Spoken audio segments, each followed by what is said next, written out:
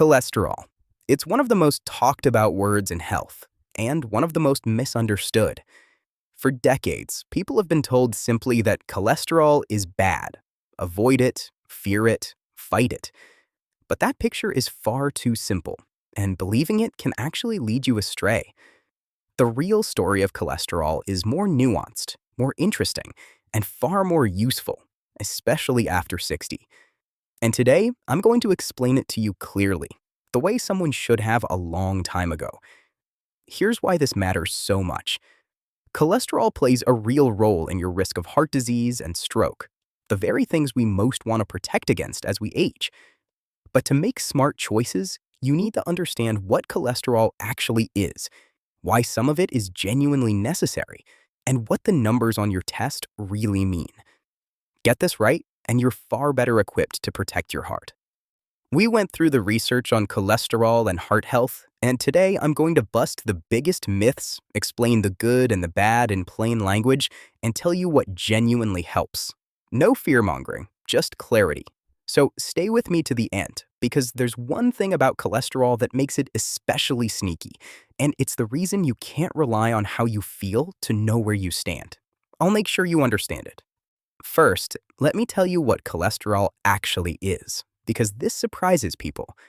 Cholesterol is a waxy, fat-like substance, and far from being purely harmful, your body genuinely needs it. It's used to build the walls of every cell, to make certain hormones, and to produce vitamin D. Your liver actually makes most of the cholesterol you need. So cholesterol itself isn't a villain. It's essential building material. The issue isn't whether you have cholesterol, it's how much and what kind is circulating in your blood. Which brings us to the part everyone gets confused about. Let's clear it up. Quick favor before we go on.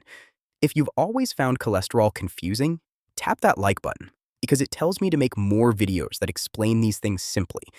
And as you watch, think about whether you actually know your own cholesterol numbers. All right, let's get into it. The first thing to understand is that there isn't just one cholesterol. There are different kinds, and they do opposite jobs. We'll picture them as delivery vehicles. Because cholesterol is a fat, it can't dissolve in your blood on its own, so it's carried around in little packages. One type, called LDL, is often labeled the bad cholesterol. Think of it as delivery trucks carrying cholesterol out into the body. And when there's too much, that cargo can get deposited into the walls of your arteries, contributing to the plaque buildup we've discussed. In plain terms, too many LDL trucks means more cholesterol being dumped into your artery walls. The other main type, called HDL, is often labeled the good cholesterol. Think of it as the cleanup crew, picking up excess cholesterol and carrying it back to the liver for disposal. In plain terms, HDL helps clear cholesterol away. So you generally want fewer of the delivery trucks and more of the cleanup crew. There's also a third number, triglycerides, another type of blood fat that matters too. Now, the second point busts the biggest myth of all. We'll call it the food confusion. For years, people believed that eating cholesterol-rich foods, like eggs, was the main driver of high blood cholesterol. But the science turned out to be more nuanced. For most people, the cholesterol in food has less effect on blood cholesterol than was once thought. What tends to matter more is your overall pattern of eating, particularly foods high in saturated and trans fats, along with your weight, activity, genetics, and other factors.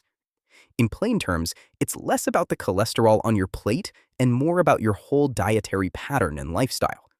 This is why blanket fear of a single food misses the point.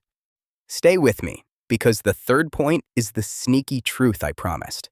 We'll call it the silent number. High cholesterol causes no symptoms. None.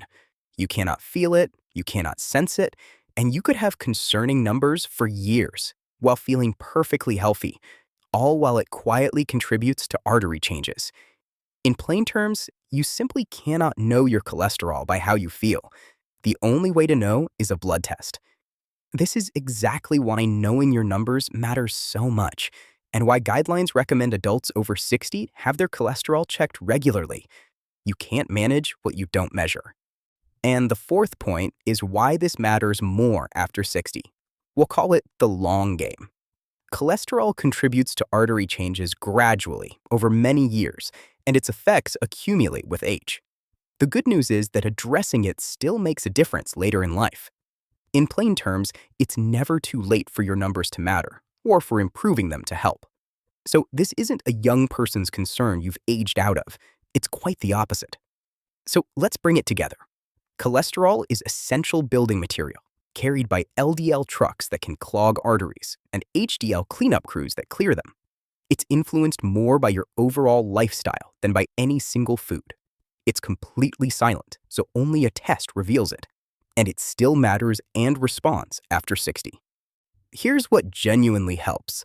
Favor an eating pattern rich in vegetables, fruits, whole grains, beans, nuts, and healthy fats like olive oil and fatty fish, while easing off saturated and trans fats found in fried foods, fatty processed meats, and many packaged snacks.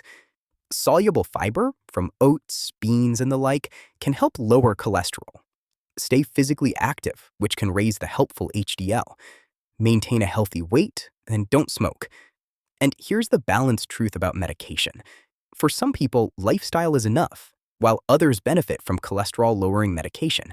And that's a decision to make together with your doctor based on your overall risk, not something to fear or to judge yourself over. Never start or stop such a medication on your own. In plain terms, eat well, move, and partner with your doctor on whether medication is right for you. Now I want to hear from you. Tell me in the comments, do you know your cholesterol numbers? And did anyone ever explain the good and bad kinds to you before today? Be honest, because your answer might prompt someone else reading to get theirs checked. We read every comment here at Build After 50, and your questions often become our next videos. And before you go, if this helped, the next video you should watch is right here. It covers the warning signs of a stroke that can appear days before, potentially life-saving information that connects to everything we discussed about arteries. Go watch it next. If you're new here, Build After 50 publishes research-based health videos every week, made specifically for adults over 50 who want to stay healthy, informed, and independent. Hit subscribe and turn on the bell so you never miss one. One important note before we close: everything we share here at Build After 50 is for educational purposes only. It's grounded in research, but it is not a substitute for personalized medical advice. Your cholesterol targets and treatment are personal, and only your doctor can set them based on your full health picture. So please, take your numbers and any questions to them, and never change a medication on your own. They know your situation better than any video ever could. Here's the thought I'll leave you with. Understanding your own body, even something as confusing as cholesterol, turns fear into power. Know your numbers, eat well, move, and work with your doctor, and you give your heart its best chance at the long, full years ahead. What you do at 60 shapes who you are at 80.